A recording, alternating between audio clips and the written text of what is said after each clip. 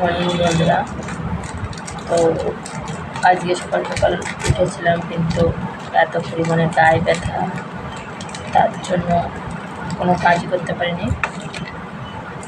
আমাদের দাদাভাই রান্না করেছে আজকে, আবার আমাদের রান্নাটা দেখাচ্ছি। দেখো তোমরা, করেছে শাক ভাজি করেছে, আর সেই শাকের ডাঁটা দিয়ে তরকারি করেছে।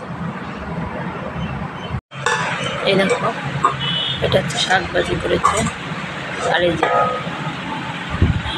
ডাঁটার তরকারি করেছে।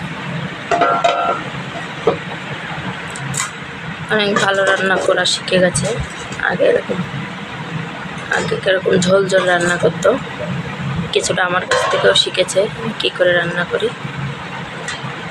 প্রথমে যে কোনো সবজি দেওয়ার আগে যদি আলুটা ভাজি করে নেওয়া হয় একসাথে না করে, তাইলে সবজির স্বাদটা আসলে অন্যরকম লাগে।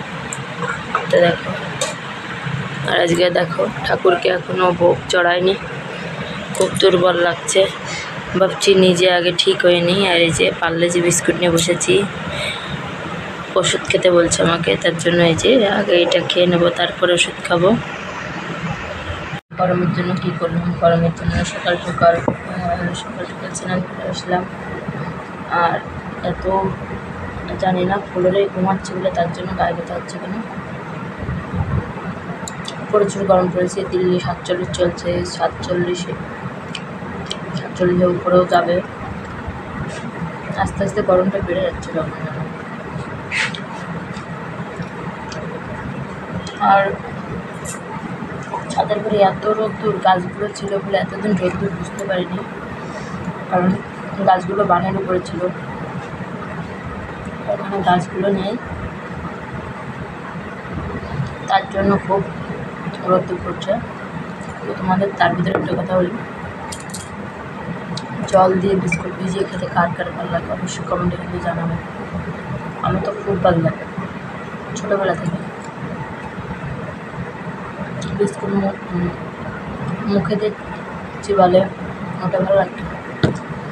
জল দেবো, বিস্কুটটা ভিজে যাবে আধা আধা, জলের সাথে ভালো লাগে, দুধের সাথে। আজকে ভাবছিলাম যে ছাদের উপরে যেগুলো কচু ছিল, ওই কচুগুলো রান্না করবো। দেখো, সকালে তোমাদের দাদাভাই আর আমি একসাথে উঠেছি। ওঠার পর আমাকে বলছি কী রান্না করবা, বলছে আমার জন্য গাটা কেমন ব্যথা করছে, তুমি ওঠো, তুমি রান্না করো, কারণ যেহেতু ছেলে নিয়ে পারবো না, শরীরে স্বাদ দিচ্ছে না। তারপরে রান্না করতে গেলে দিমাগ খারাপ করে দেয় ছেলেটা। ছেলে রাত্রিবেলা এত গরমে এত কয়বার ওঠে, আর এত পরিমাণে জল খাচ্ছে, বলার ভাষা নেই। প্রচুর প্রেশার নিয়ে যাচ্ছে।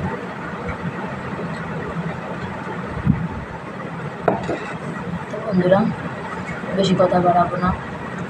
আমি ভাবছিলাম আজকে ভিডিও হয়তো দিতে পারবো না, তো যেমন তেমন একটা দিচ্ছি। তো সবাই লাইক, কমেন্ট, শেয়ার এবং সাবস্ক্রাইব করো। বন্ধুর পাশে থেকো, সবাই পাশে থেকো। ধন্যবাদ সবাইকে।